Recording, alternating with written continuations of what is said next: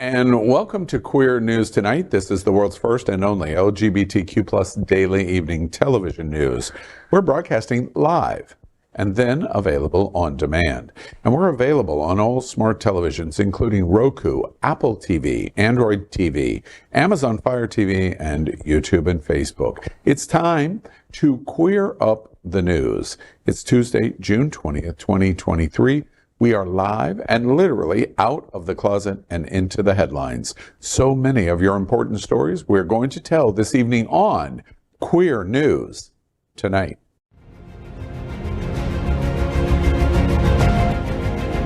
This is the world's first live daily LGBTQ evening news show, literally out of the closet and into the headlines on Queer News Tonight with Al Ferguson.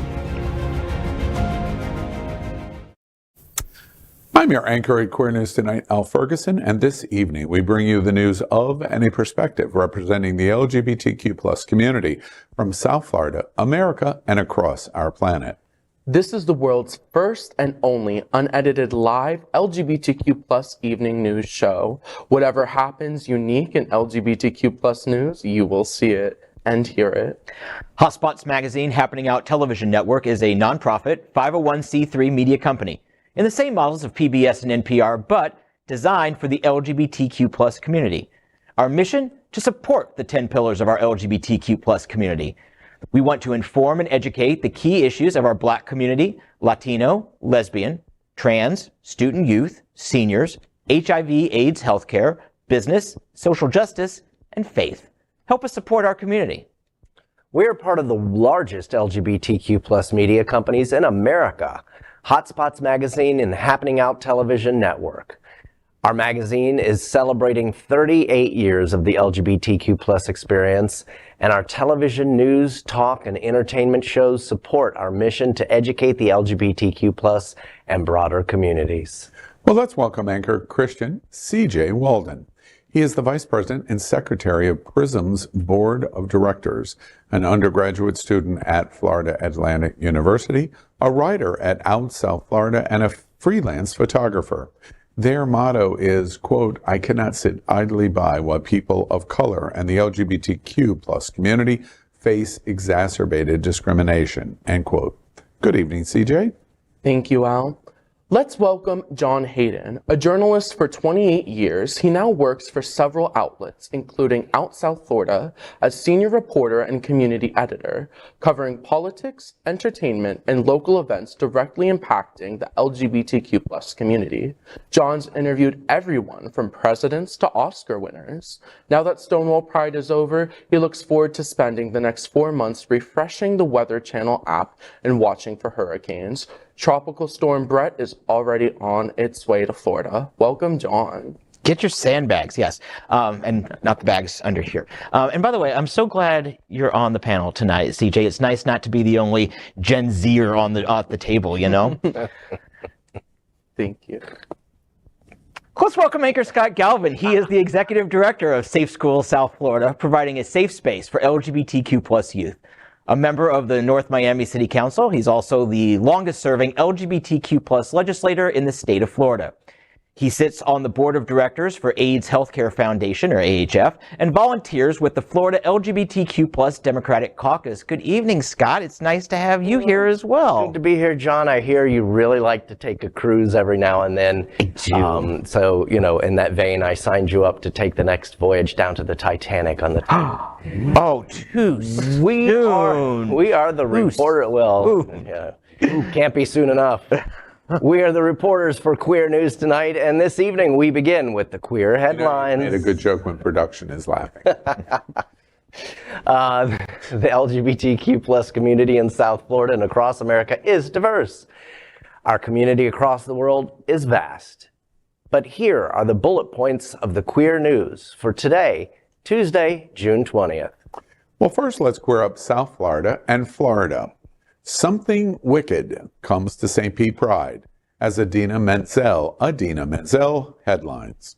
Idina Menzel, the Tony Award-winning actress who played Elphaba in Wicked, as well as Maureen in Rent Elsa in Disney's Frozen, and never can forget her in Glee, is headlining St. Pete Pride's Friday night concert at Janice Live. Fans can expect to hear her new single, Move, at the concert, the lead track from her upcoming Drama Queen album, due out in August. Idina recently sat down as a guest on Unapologetically Queer with me to discuss her past, her future, and what the LGBTQ plus community means to her. Make sure you stay tuned for the full interview, which will be released soon. And one of the reasons why you are so beloved in the gay community, you play the Wicked Witch of the West, Elphaba.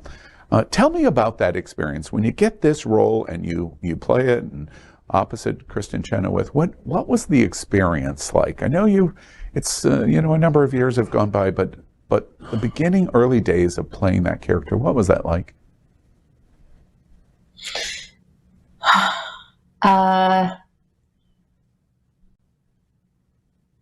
It was complicated because, first of all, playing that character, the blocking of that character in the show, she's always sort of put on one side of the stage and everyone else is on the other side of the stage, and they're all pointing and bullying her and hating her. And these were my cast members who I loved and they loved me, but to kind of get into that character every day and feeling that sort of loneliness, I think, was something that I tapped into, and maybe the queer community tapped into with Elphaba, the sort of this young person that feels so much and has so much fire in her and magic, sorcery, and is afraid to really surrender that for fear of hurting the people that she loves, And I think that a lot of us, not just my friends in the queer community, feel that. Even women were afraid to unleash, this sort of. It was a great experience. She agreed to give 10 minutes. She ended up giving 30 minutes, which was very nice. She got animated and even emotional at one point in the conversation on a question that I asked her about how gay community broadly, but gay men specifically, responded to Idina Menzel. She's going to be at St. Pete Pride, and you have an opportunity to see this concert. She has a brand new album coming out that is going to come out the first week in August. And the first song we're going to show you in the interview, and we're going to show you some behind the scenes from it. It's called Move, and it was written specifically for the gay community and thinking about the gay community. The album's called Drama Queen. And the music is a dance track, which I had never heard Idina Menzel do before. And I actually heard the song for the first time at Gay Days, and I didn't know it was her. And I asked the DJ, it's Tony Moran, and he said, yeah, Idina Menzel has created a dance album that is coming, and this is that song. And I told her about that. And another moment where she got emotional, that the gay community at Gay Days, she talked about she wanted to be there, and something had come up that couldn't happen. If you're close to Tampa Bay for St. Pete Pride, make sure you go to St. Pete Pride to see, if for no other reason, Idina Menzel. She has dedicated the entire album to the LGBTQ community. The other thing that you're only seeing a snippet glance on is she compares Elphaba to the moment that she felt like she understood the LGBTQ community. Because as Elphaba, through the entire blocking, as she's talking about, she was on one side of the stage, everybody else was on the other side of the stage hating on her. And she goes, this must be what it's like to be queer. She's such an icon. Me singing Let It Go in the playground was how I found out that I was gay. Seriously? It helped me discover who I am today. I love her so much. I've got a question. And first off, yes, Idina is great. I love her. I love what she does for our community. I love the way she represents our allies and all that. But getting to a little bit of geography. What happens on the bridge from Hillsborough County, where Tampa is, to where St. Pete is in Pinellas County, because it seems like Hillsborough County has recoiled from LGBT. They canceled already an event for September because, well, for various reasons, but they're citing the new laws. But St. Pete is plowing ahead. They've got this amazing concert. They're having a full Pride this weekend, which is like really the main Pride. It's the true anniversary of Pride. What happens on that bridge from one side to the other, Al? Well, it's a terrific question. Tampa Bay, the west coast of Florida, is very difficult for South Florida to understand. Pinellas County comes the closest to being Broward County, and for a major metropolitan county. Gainesville has this little blue island. Tallahassee has this little blue island, but they're not big population centers. Pinellas County, Hillsborough County is. Broward is. Dade is. Pinellas County is the closest identification in Florida to Broward County. So think St. Petersburg is Fort Lauderdale and vice versa. That's what happens. In Hillsborough County, you begin to move into this mix. It's a little more majority in terms of blue. So this embracing concept can happen. The mayor of Tampa is a lesbian, for example. The police chief was represented as LGBT. But it's a growing creep. As you move one county east to Polk County, they have arguably one of the worst sheriffs in the nation. Rivals the one in Arizona, right outside of Phoenix. And you have a very conservative county. And then the next county north of Hillsborough is Pasco County, which is considered one of the worst counties in Florida in terms of its radical nature against Black, Latino, LGBT, faith diversity. It really identifies terribly. And it has creeped into, from the east, Polk County, and from the north, Pasco County, into Hillsborough County, and that's the difference between the two. Idina Menzel will be performing in Pinellas County. Yes. And you're very welcome to go and see her. All right. Well, now let's queer up LGBTQ plus civil rights. Pete Buttigieg issues warning about LGBTQ plus rights, saying, "I don't think anything is safe." Situation of a upper middle class married white gay dude is not the same as a trans kid in Texas or any number of LGBTQ people of color trying to survive right now. But I think we're actually in an exceptionally early moment in terms of some figures deciding that there's utility, political utility, in targeting trans people and LGBTQ people more generally. I mean, look how many people voted against marriage equality, which should have been an easy one, as recently as a few months ago. And so I think it's a reminder that none of what's been gained is really locked in. I don't think anything is safe. I mean, Roe just fell, and that was the law of the land for longer than I'd been alive. Nothing is safe, especially right now when you have one side that has a maximalist commitment to tearing down every norm and law they don't like. So where does that put us? And by the way, why does it happen? I think it's happening because there are some people who find it easier to pick on really vulnerable young people than to explain why they voted no on money for roads and bridges or stood in the way of $35 insulin. Transportation Secretary Pete Buttigieg knows everything when it comes to airline mergers, electric vehicle chargers, or the massive infrastructure law that may become President Joe Biden's legacy. But ask him about the ongoing attack on LGBTQ plus rights in this country, and the most senior ever gay official in the U.S. government grows more intense. In a recent interview with Time, he said hate-mongering is not fading, but getting worse. His statement holds more gravity after 36 Republican senators and 169 members of the GOP House caucus voted against last year's Respect for Marriage Act. He also mentioned, quote, "There's utility, political utility, in targeting trans people and LGBTQ people more generally," end quote. This is the frightening reality of LGBTQ plus rights in this country. After securing a victory on abortion, the culture warriors have turned to identity politics as an animating force. Pointing at the overturning of Roe v. Wade, which of course had been the law of the land longer than he had been alive. Secretary Buttigieg says, quote, "I don't think anything is safe," end quote. And a couple of different emotions come over me. Every time I hear him speak, I still get overwhelmed that we've got an advocate this high up in our government. And he talks about the issues so well. And he talks about his jobs issues. He talks about his family issues. And I remember the Republicans, was it last year or the year prior, just attacked him for taking paternity leave to be with his child, he and Chasen's new child. Homophobic. That's a homophobic attack. Yeah, or anti-gay. Yeah, certainly. I don't like the word homophobic because they are not afraid of us. They're not afraid of us. They are just coming straight for us. But to see him like this, it makes me feel good. Everything he says is absolutely on point. And I don't think there's another word left to say. Although hopefully for the purposes of the show, people will find other words to say.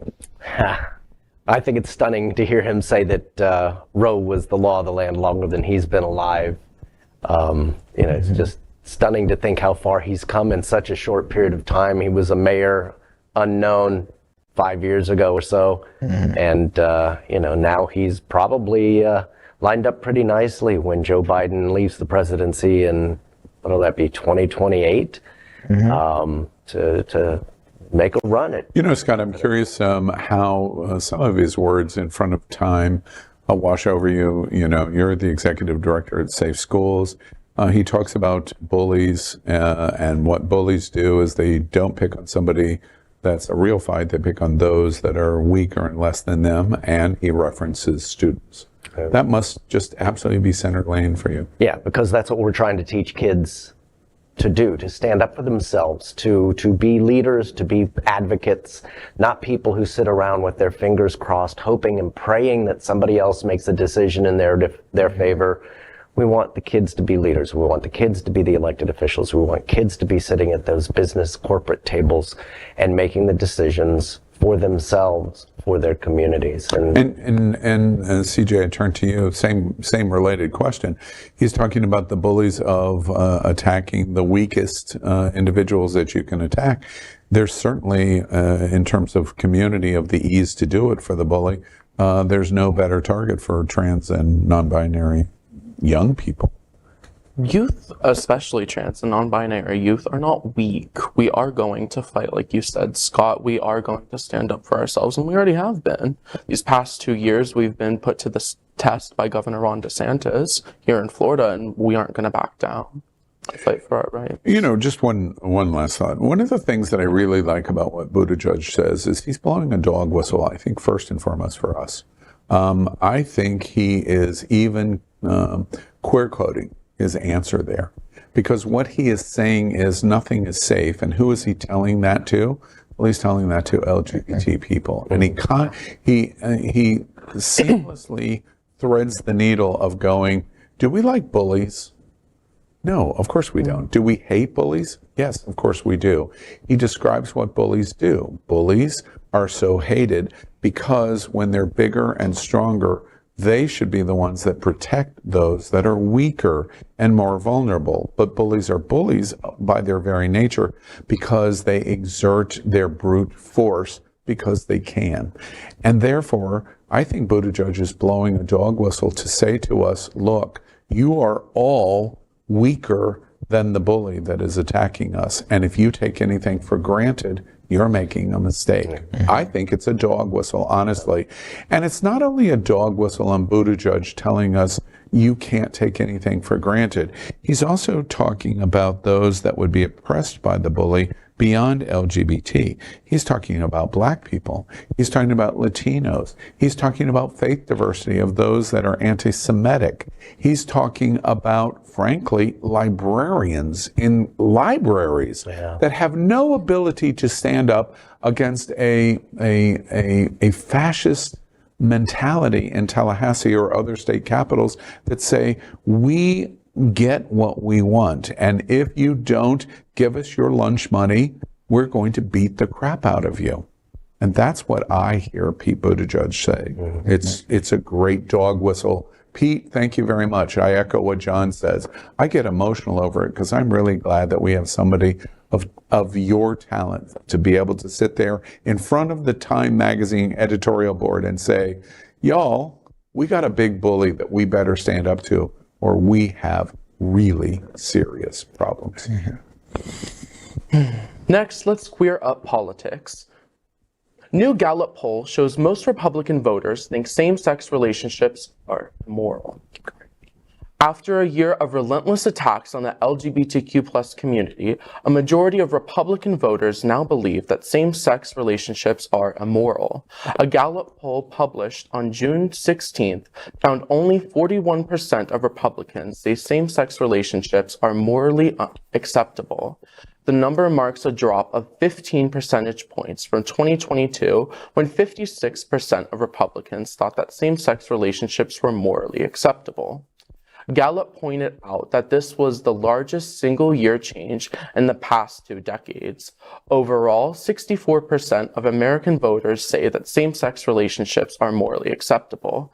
Gallup said Americans' opinions on the morality of various issues have become more liberal over the past 2 decades, but the 2 biggest changes this past year on same-sex relations and the death penalty have been in a more conservative direction. The poll comes after a state of emergency was declared for LGBTQ+ people in the U.S. by the Human Rights Campaign, or the HRC, due to laws banning gender-affirming care, drag, and trans people playing sports on the correct team passing in states across the country. Shortly after HRC's statement, the Department for Homeland Security warned that the LGBTQ+ community could be at risk of terror attacks during the 2024 U.S. presidential race. Just wow that we still have to do this today. Well, you know, How we feel. Well, it is. It's fighting the battles that we thought we had won, or we fought 75 years ago. Yeah. And I think that this just shows what disinformation can do. You know, you villainize apparently even an accepted community, and people will start to turn against them. And we don't discuss Democrat numbers, but I wouldn't be surprised if Democrats and independents have had a few points shaved off just through a hateful disinformation campaign. Perhaps not to the same sheer drop off a cliff level that we saw with Republicans, but I would bet you anything that this poll would find that we're losing support across the board because of lies. Well, and I continue to run into LGBT plus people, including one of my neighbors who I had an argument with, and I really go out of my way not to have any disagreements with my neighbors.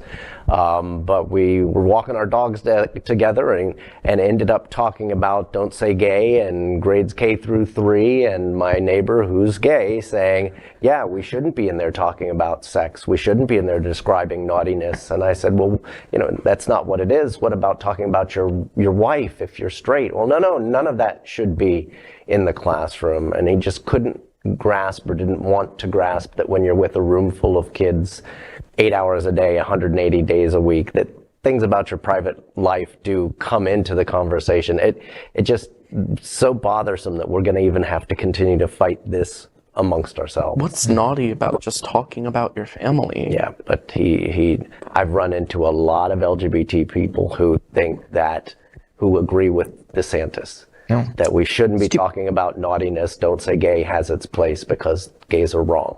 And stupidity knows no sexual orientation. Yeah. And beyond that, let's give Ron DeSantis his due. He hasn't checkmated us and the game is over, but damn, he's about 6-7 moves in front of us. Yeah. Because at the end of the day, the launch of Don't Say Gay, it's going to be unpopular, but I can place a lot of blame on our own advocacy in our own community that have raised millions of dollars, but functionally have not accomplished a whole lot. Mm-hmm. And the reason is because last spring, when K through 3 is initiated, the response is, well, prove an example of it, as opposed to talking about the philosophical incorrectness of the observation. We're not talking about sexual education or orientation in the classroom for kindergartners to 3rd grade. We're just not. we get lost in the fact that what they were doing is they were setting the Trojan horse in our house. And while we're fighting the wheels of the Trojan horse being rolled into Troy, we don't realize that the army's in the Trojan horse that is really going to come out and kill us. That doesn't unveil until this legislative session.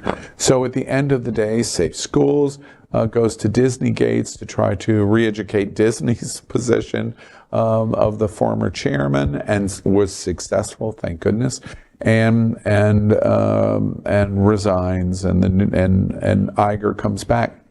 But at the end of the day, the expansion, the really horrible thing that happened was not last year. It was this year. Yeah. It's because the Trojan horse was in Troy, and it opens in the middle of the night, and the army World unveils. record of anti-LGBTQ plus bills. And that's where it comes. There it is, exactly. And the world record of anti-LGBT bills come out. The LGBT that goes, I agree, we shouldn't have any sexual conversations in K through 3. Frankly, you're so ignorant, you don't even know what you're talking about. That's where the argument ended between us, because that's exactly what I told him. And at the end of the day, pity the poor ignorant gay guy. Right. That's Scott Galvin's neighbor. So self-hating that he will sit there. And been educated to even do that. The real threat is the genius that has created this plan to build the Trojan horse, roll it into our city and all of our cities, and then sell it and launch it on us. They're 6. Ron DeSantis is 6 or 7 steps ahead of us. Before we can have success to change this monumental number change, they're saying to us, Gallup is saying, we've never seen this before. The only chance we have to stop this, which is to slow this, and then to stop this, and then to turn it, is to understand who and what our enemy is. Yeah. But we also have to be in unison, which is also a problem if our own community members are hating against one another. And Pete Buttigieg dog whistle of all of the communities, nothing is safe. Your women, your healthcare is not safe in the control of your bodies. Black, in terms of wokeness and even acknowledging slavery existed, that is up for grabs. Immigrants are up for grabs. Latino, youth, books in libraries are up for grabs, and LGBT. This guy is winning. Yeah. Period. Anyone want to argue with me, please come to Queer News Tonight, and I'm quite sure I'm going to destroy you in the debate. And until we recognize he's winning, and what are we going to do about it? These kind of numbers that Gallup is showing is the numbers that we see. Unfortunately, your challenge is just beyond. Again, I express all respect to Safe Schools mission, to PRISM, all respect, because it is a David and a Goliath battle that's going on. It is. We're up to it, though. Next, let's queer up trans rights. TERFs attack Guardian writer for encouraging trans support. A cis female journalist who wrote an article supporting trans rights and calling for more inclusive feminism has unsurprisingly been swarmed by TERFs. Writer Catherine Bromwich penned an article published in The Guardian on June 18th in which she argued that cis women should be trans allies. Bromwich wrote, quote, "If women are united by anything, and there are 3.8 billion of us, so there's going to be little common ground, it is the risk of sexual violence from which no woman is safe, especially not trans women," end quote. She added that feminism should aim to become more inclusive rather than less, and welcome trans men and women as well as non-binary, queer, intersex, and gender non-conforming people, end quote. While Bromwich's article received a lot of support, anti-trans commentators were quick to reply, with some claiming that the term cis is offensive and that trans women should not be allowed in female spaces. Shortly after our article was published, Bromwich's Twitter page was spammed with hate in what amounted to an intimidation campaign. Journalist L. Hunt wrote, quote, "So refreshing to see a column on trans rights that finally represents my position and the position of the overwhelming majority of women I know," end quote. A June survey of 30 countries found that Britain is among the least supportive of trans people. Britain. I don't know. It's just so frustrating. Obviously, I'm not trans, but it's just so frustrating to see that the continued. I have several friends who are, and it hurts my heart that people continue to come after them so much. Maybe I don't know why I feel that maybe more than any other letter of the alphabet, but you know it's disheartening. What is so frustrating is that being trans is not new, that you've seen two-spirit people in indigenous communities, you've seen other identities across Asian and even the ancient Roman Empire. It's not new to be trans, to be gender nonconforming, and we're backtracking. But it is new for the mass media world. While trans people have certainly been around and certainly played important roles in society throughout millennia, it's new to being exposed on television. You know, 40 years ago, 50 years ago, just a gay person just existing, not having sex, not having sex, not even kissing someone, not even having a relationship, just that was controversial. And so now trans people are coming to the forefront, where they're certainly front and center on this show very, very often. They're saying, we are here, we won't be erased. And that's scaring a lot of people that hate us. And I think the issue, I have learned so much over the last, in the time I've especially been here in South Florida, I've learned so much about the trans community and what we face for community. But one of the things that one of the things that's very clear to me is that we're either going to live, that's what we want, we're going to live, or we're going to die on this hill. Because at the end of the day, our support and our voiced support of the trans community, just as you said, I just take your observation, I'm not putting words in your mouth, but I take your observation a step farther. There is a dramatic fall off of support of the trans experience by the general population. And so far, we haven't done a particularly great job of making broad American society comfortable with the trans experience, why it's important, why certainly we shouldn't harm them in terms of not embracing health care, et cetera, because there is this feeling that wild radical evangelicals and conservatives have been able to sell to Americans that they are dangerous to our society. And if we as LGBTQ community do not find a way to better explain the trans experience, it is going to actually get worse. Because the visibility of what we put in front of American society is saying, we think this is dangerous, and I don't understand why you don't think it's dangerous too. So therefore, it's dangerous, and it's a backlash. We talk about the drop in acceptance over gay marriage in Gallup. The number is significantly higher in rejection of the trans community. And we're going to have to decide, are we going to die on this hill?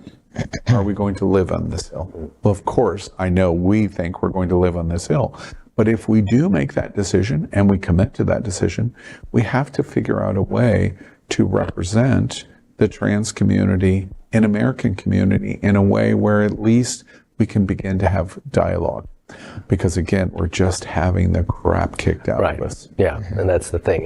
When you're punch drunk and you're a little woozy, it's hard to stand up and fight back. And we're still in that woozy moment. That's We've still got exactly to it. get our wits back about We it. lost round 1, 2, and 3. Yeah. You know? Yeah. On the same topic of death, the Trevor Project's 2022 report brought up that more than half of all trans and gender nonconforming youth, 13 to 24, attempt suicide every year. Yeah. That is alarming. There's, more than Beyond 2,000. alarming. Right. Beyond alarming. Beyond alarming. There's more than 2,000 attempted suicides every day by LGBTQ plus youth. And to see that more than half of all trans youth are attempting to take their own lives because they don't feel acceptance, they can't be who they are, they can't get a binder or the surgery that they want to feel to be who they are is so alarming and frustrating. I just have to say my response to that is it's heart-wrenching. I think I did that story in Core News Tonight when that Trevor report came out for 2023. But we can't leave that story on the table and just say that's a fact. Because at the end of the day, the vast majority of the radical GOP and evangelicals don't care. Mm-hmm. Even in suicide, they don't care. They root for it. In Florida, our situation in terms of all of the tremendously hateful bills that were passed in this session, especially the healthcare bills. Okay, the bathroom, it's terrible. It's terrible. But the healthcare bills are the real shot in the heart in terms of the medical necessity of it. And I hear so many conversations of families talking about leaving Florida. Mm-hmm. And the response to from the radical GOP and evangelicals is great. Right. Mm-hmm. That's exactly what we want. We want you to leave Florida. Yes. And to be honest with you, I really have the feeling that to the Trevor Project study that you report, half of the attempts of young trans people committing suicide, the answer would be the same as we're happy for you to leave Florida. Right. We're happy for you to go. We're happy for you to kill yourself. Right. Mm-hmm. Yeah. That's the reality we have to make decisions on. Our facts are not resonating in the way that once upon a time a democratic, pluralistic society would respond to facts. And I don't know what that is, but we've got to figure out. We have got to change what we are doing. Yes. Every organization, every nonprofit, every elected official, we have to come up with something. Hey, if you tell me, let's have a gala and we're going to raise money, you better have a damn good plan as a secondary what we're going to spend that money on, because what we're currently doing is not working. It's not. Now, let's queer up the USA view. Christian legal group Alliance Defending Freedom behind many anti-LGBTQ plus legal attacks. Since forming in 1994, Alliance Defending Freedom has been at the center of a nationwide effort to limit the rights of women and LGBTQ plus people, all in the name of Christianity. The Southern Poverty Law Center deems it an anti-LGBTQ hate group that's extended its tentacles into nearly every area of the culture wars. ADF aims to overturn marriage equality, enact a total abortion ban, and strip away the already minimal rights trans people are afforded in the United States. The organization is currently behind the lawsuit 303 Creative Incorporated v. Ellenis. The case will decide if public businesses, in this case a public wedding website design company, must make public accommodations and serve LGBTQ plus couples. A Supreme Court decision is expected by the end of next week. Just today, the court refused to hear an ADF case regarding a Christian college and gender identity issues. The ADF website shows the breadth of its involvement in right-wing culture wars, touting its work opposing abortion, marriage equality, and trans rights. This group is not new, but the amount of clout they gained during the Trump administration was absolutely frightening. I mean, they've been wrecking havoc with us, and certainly they were instrumental in getting a lot of the anti-marriage equality ballot measures passed during the Bush re-election of 2004, which was devastating for our community as well. But what they are doing now, the inroads to the White House, the inroads into fringe legal circles, even by Republicans, are the inroads they made are just so scary when you look at all the things that they have either litigated themselves or amicus briefs that they filed along the way, and their name carries a lot of weight. They are easily one of the most dangerous groups in America.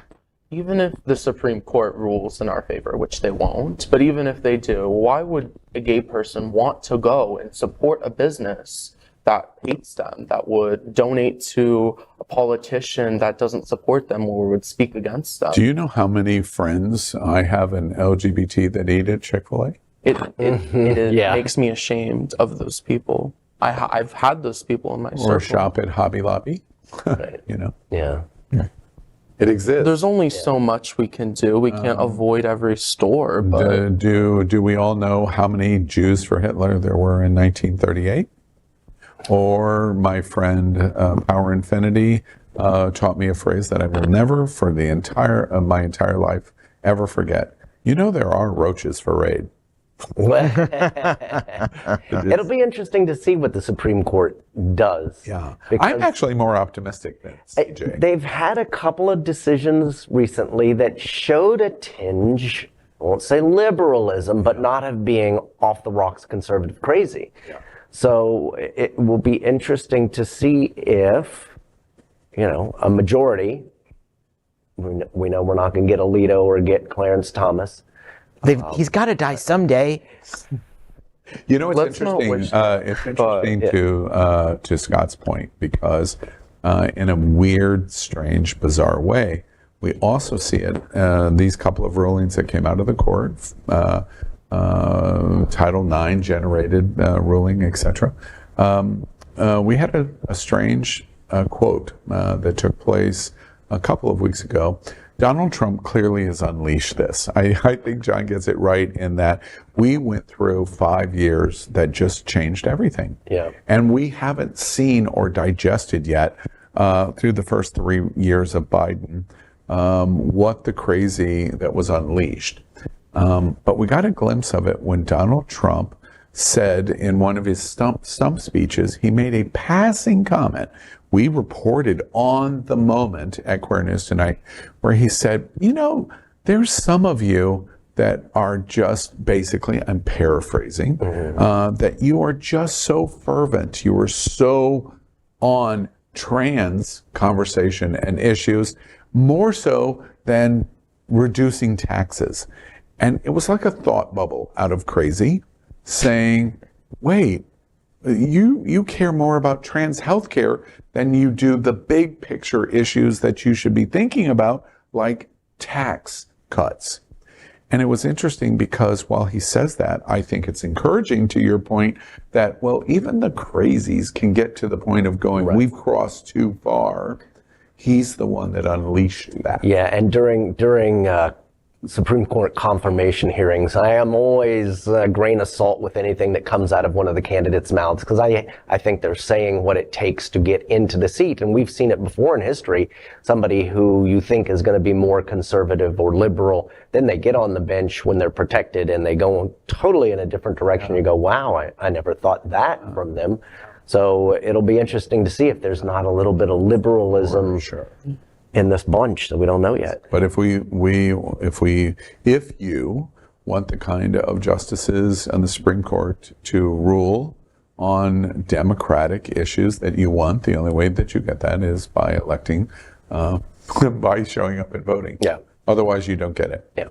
And the other team is just kicking the crap out of you. Yeah. The reason why they implemented, just one other thought to that. The reason why they implemented Moms for Liberty is a Governor DeSantis motivated structure. He created the concept of Moms for Liberty.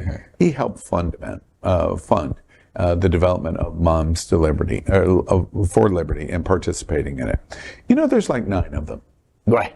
Yeah. But these 9 women are uber powerful compared to the structure of democratic society, because they get laws, like in the supermajority in Florida, passed, where all you have to do is have one person challenge the book in a district in Florida. Well, when you do that, you eliminate democracy. It sounds like a good idea. Oh, let's challenge this book because the book is bad. But wait, only one person gets to do that. And then in such fear in the environment that we're living in, what situation does that reasonableness move to? We've banned 1,000 books in Florida. Yeah. voiced from a single person, of which there are really 9 of them that have accomplished all of this. Now, here's a sneak peek at the top headlines in this week's Out South Florida. This week in Out South Florida, powered by Queer News Tonight. I'm Out South Florida senior reporter John Hayden. In this week's issue, we paraded, we partied, now we wait. Will DeSantis' minions find anything in Stonewall to further harass our community? Also, Wilton Manor's representative in Tallahassee gives us an update on what we can expect in our district. And even more new faces join the board deciding the fate of Alibi Plaza. I'm John Hayden. Those stories and more in Out South Florida, on stands now, and always updated online. Next, we are proud of our special partnership with Sunshine Cathedral, the world's largest queer church here in Fort Lauderdale. Supporting that partnership, we are broadcasting from our permanent set here at Sunshine Cathedral at the Happening Out television set.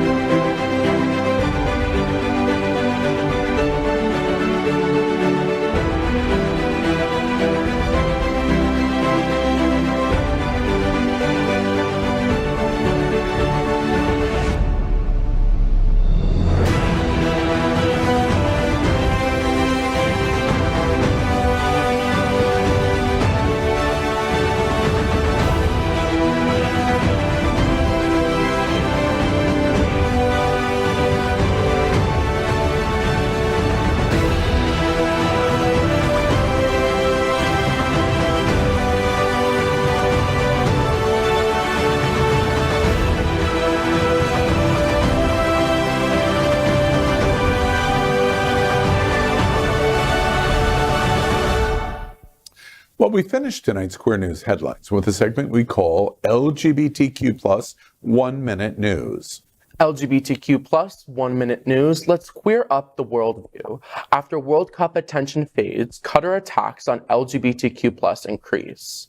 When the World Cup began in Qatar in November 2022, the many media outlets took the unprecedented step of ignoring its opening ceremony to focus on the controversies that were threatening to engulf the entire tournament. Before the World Cup, US-based Qatari activist Dr. Nasser Mohammed worked with Human Rights Watch on a report about arrests and verbal and physical abuse from authorities towards the community. From accusations of corruption in the bidding process to the treatment of migrant workers who built the stadiums where many lost their lives, homosexuality is illegal in Qatar. LGBTQ plus people are criminalized under the penal code, and same-sex sexual activity is punishable by imprisonment. The country also operates on an interpretation of Sharia law that criminalizes same-sex sexual intimacy between men, and queer men can face the death penalty as a result. LGBTQ plus 1 Minute News. Let's queer up trans rights. Istanbul Trans Pride Parade is blocked by Turkish police. Activists in Istanbul turned out to march against the discrimination of trans people, despite officials banning the city's trans pride parade over the weekend, over fears it posed a threat to family values. However, police were nevertheless able to prevent parade participants from demonstrating at the city's central Taksim Square with large-scale roadblocks. The governor of Istanbul, Devlet Gül, had already announced in a tweet that he would not allow any events, quote, that endangered our institution of the family, end quote.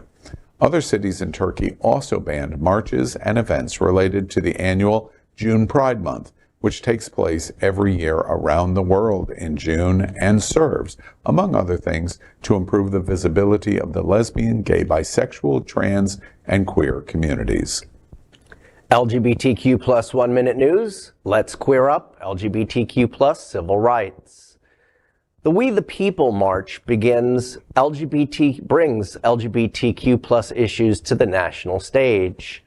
Around 1,000 anti-LGBTQ plus laws have been introduced by the Republicans that threaten the freedom of LGBTQ plus members across the nation. The country never faced such a situation. In Florida, transgender are leaving and fleeing to other states. Well, on July the 2nd at 9 a.m., join the We the People National March at Esplanade Park to protect democracy. We the people are committed to freedom and justice and equality and personal liberty and doing what's right to protect community rights. To protect community rights, join the fight. You can make a real difference by sharing photos, videos, and information with the hashtag WTPMarch. LGBTQ plus 1 minute news. Let's queer up religion. Pastor leaves church meeting in protest to support his LGBTQ plus son. On behalf of the pain that was caused to many in the LGBTQ community, including my son, and the message that was sent for so many people that they're not welcome in the CRC, I will be leaving Synod in protest. That pastor, Reverend David Struck, stood up for his son by leaving a meeting of the Christian Reformed Church Synod in protest after members voted to exclude LGBTQ plus supporters from its organization. The program, known as Synod 2023, took place at Calvin University in Grand Rapids, Michigan. Struck said, quote, "Because of the message we sent to many LGBTQ plus people, including my son, I will be leaving the Synod in protest," end quote. Gathering his belongings and walking toward the door, he was intercepted by a few delegates and others who lined up to hug him. Struck said, and his son Ryan, now a senior level producer at CNN, came out as gay 12 years ago and has a vibrant faith and a love for the church. LGBTQ plus 1 minute news. Let's queer up entertainment. Sandra Bernhard to close out Pride Month with performances in San Francisco. Sandra Bernhard is an icon in the LGBTQ plus community. She is a comedian, singer, actress, and especially LGBTQ plus activist. Recently, she joined us for Unapologetically Queer to discuss her past as well as her all-new live show, Spring Affair, which she will be performing at Feinstein's at the Nico in San Francisco on June 22nd, 23rd, and 24th. And East Coast fans can catch her at the Town Hall in P-Town on July 28th. And dog-loving audience, so they're going to love this movie. But yeah, anyway, I'm terribly disappointed in what Roseanne has become. I mean, I don't know why she would squander all of the incredible goodwill and brilliance that she, precipitated in our culture. I don't know. I don't get it. I don't know why she would do it. And I'm not really in touch with her anymore. So I don't know what the answer is, but it's terribly sad and disappointing. And it sullies the experience because, if I can say one thing about myself, I've been the kind of person who stayed on track my whole life and career. What I believed as a kid, I still believe now. And I can never imagine turning my back on my community, on the Black community, just all the people who make this culture so rich and beautiful. I don't understand it, and it's very disappointing. Would you be able to forgive the actions and the words and restart a relationship with Roseanne? Well, I don't think at this point or this juncture I could be friends with her because I think she's still in that state of mind. I think she's in this very MAGA state of mind, and I don't really. I mean, it's not like I'm holding grudges or don't forgive her. I can't be associated with people like that. I don't have time for it. And a lot of people might come through the other side, but I don't see that happening with her. So Yeah. it's really hard to say, yeah, great, come on back into the fold now that you've, finally figured it all out. I don't think she has. That is today's news for the LGBTQ plus community on the world's first and only daily LGBTQ plus evening news show. If our community is important to you, share this news with your friends and family. Are you, like most of America, part of our very large television audience watching this live LGBTQ plus news broadcast right now on Roku, Apple TV, Android TV, and of course Amazon Fire TV? Queer News Tonight is the only live LGBTQ plus digital television show in the world that is out of the closet and into the headlines. We need your support. If our community is to grow, we must tell our stories and bring them to the attention of the broader world. This is the only place in the world that tells these types of LGBTQ plus stories in motion and sound. That is the passion of Hotspots Magazine, Happening Out Television Network, and Queer News Tonight. I'm your anchor, Al Ferguson, and on behalf of these LGBTQ plus reporters, the anchors of Queer News Tonight, including CJ Walden, John Hayden, and Scott Galvin, we will see you daily at 8 p.m. And to our LGBTQ plus world, we wish you Good night.